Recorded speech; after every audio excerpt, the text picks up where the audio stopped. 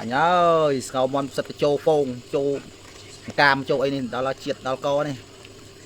liệp trong tràn năng bay tức đây bàn sật anh ấy cái châu phồng và nó cái hậu châu cam và ngày nay bàn chào này một lô chia một lô mơn pram này một nèបាទសួស្តីពុកម៉ែបងប្អូនបាទថ្ងៃនេះបានផ្សិតបាទកញ្ចោហ្វូងបាទហើយសម្រាប់ថ្ងៃនេះដែរគឺខ្ញុំយកផ្សិតបានទិញគាត់បាទគឺយកមកសម្អាតលាងបាទផ្សិតកាលណាយើងអត់លាងអត់ស្អាតទេគឺយើងយកមកស្លមកញ៉ាំអត់កើតទេដោយសារវាមានដីច្រើនជាប់លាងតស្អាតចឹងបាទហើយថ្ងៃនេះគឺខ្ញុំមានតិចទេគឺយកផ្សិតហ្នឹងមក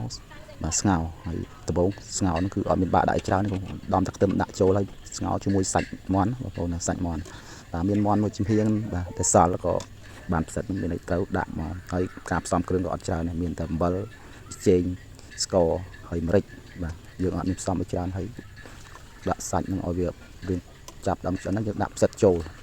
ផ្សិតនេះគេហៅផ្សិតកញ្ចោហ្វូងហ្មងផ្សិតកញ្ចោហ្វូងហើយផ្សិតនេះវាតូចជាងផ្សិតកញ្ចោធំហើយតែវាដុះច្រើនណាហ្វូងមកវាបាទថាមិនមានដុះកន្លែងតបោកណាឬក៏ដីតាណាគឺវាដុះមកជួរនឹងច្រើនហ្មងហើយនេះបានផ្សិតហ្នឹងហើយស្ងោរជាមួយសាច់មាន់បងប្អូនហ្នឹងហើយសម្រាប់ការផ្សំក៏មានតែប៉ុណ្្នឹងអត់មានអីច្រើនពិបាកអីផ្សំគ្រឿងឲ្យផ្សិតតែកាលណាយើងដាក់ឲ្យស្ងោរ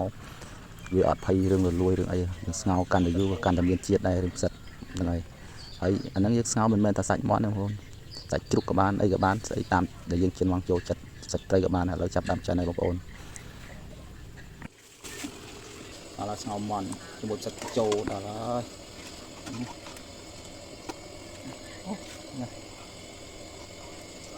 ឃើញតែសាឡននេះក៏គ្លៀនបាយដែរ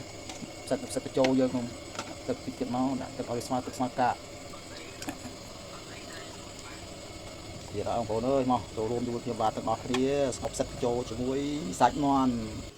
បាទសូមអរគុណពុកម៉ែបងប្អូនរកការតាមដានវីដេអូខ្ញុំបាទវីដេអូខ្ញុំបាទមានតែប៉ុណ្្នឹងបាទសូមអរគុណសូមជម្រាបលាបាយបាយជួបគ្នាវីដេអូក្រោយ